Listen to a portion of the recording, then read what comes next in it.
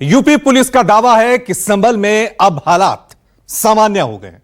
Police उपद्रवियों को चिन्हित करने का काम कर रही है। स्कूल को भी अब खोला जा रहा है, लेकिन अब भी विपक्षी नेताओं के लिए संभल जाने के रास्ते बंद हैं, क्योंकि पुलिस प्रशासन ने स्पष्ट निर्देश दे रखा है कि कोई भी संभल की सीमा में दाखिल ना हो। समाजवादी पार्टी के प्रतिनिधि मंडल के साथ अखिलेश यादव संभल जाना चाहते हैं, तो राहुल गांधी भी संभल का दर्द बांटना चाहते हैं। इस बीच समाजवादी पार्टी के नेता और यूपी विधानसभा में नेता विपक्ष माता प्रसाद पांडे ने कहा कि पुलिस फंसाने के लिए दो तरह के हथियार इस्तेमाल करती है।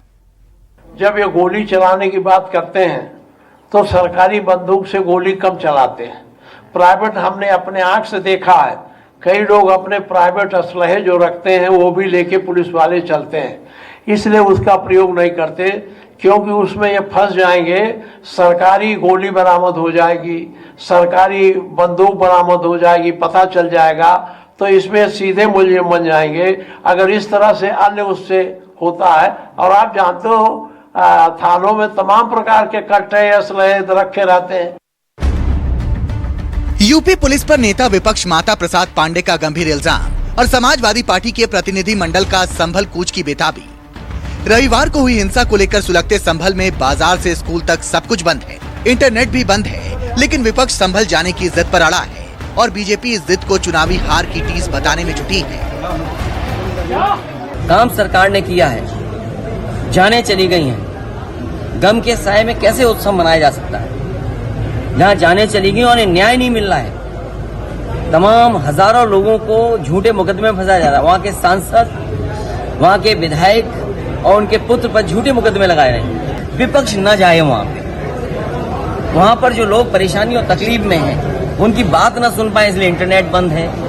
वहाँ पर कोई जा नहीं सकता है। हमारे दो लीडर ऑपोजिशन हैं, दोनों हाउस के, दोनों जाना चाहते हैं आज, लेकिन दोनों को जाने की परमिशन नहीं दे रहे हैं। अगर यहाँ से चल दें, मान लीजिए अभी गेट बंद कर देंगे, हमारे सभी सांसद चाहते हैं कि हम जाएं आज संभल। देखिए, जो स्वयं हिंसक लोग होते हैं उनको इस प्रकार की भाषा बोलने की जरूरत नहीं। ये कहा गया था कि सांसद का नाम आया है, जो एफआईआर दर्ज हुई है कि उन पर भड़काने का आरोप है। जो अगर मुकदमा लिखा गया है, विवेचना हो रही है, उस पर जो कार्रवाई होगी।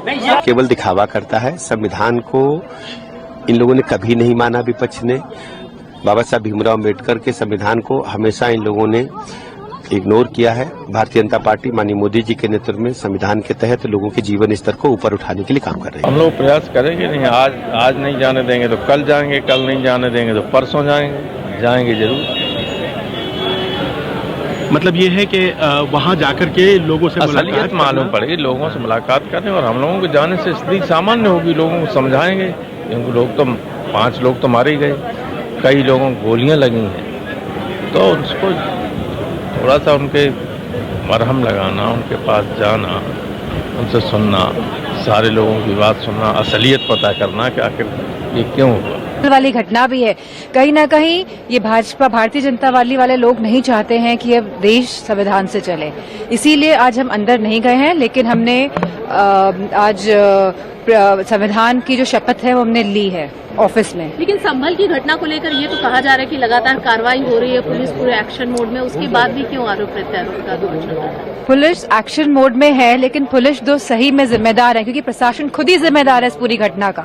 तो सही मायने में अगर देखें तो लोगों को प्रताड़ित किया जा रहा है, और लगातार लोगों को प्रताड़ित कर रहे हैं संभल में, और गलत मुकदमे लगा के, जहां 800 लोगों पे एफआईआर हुई है।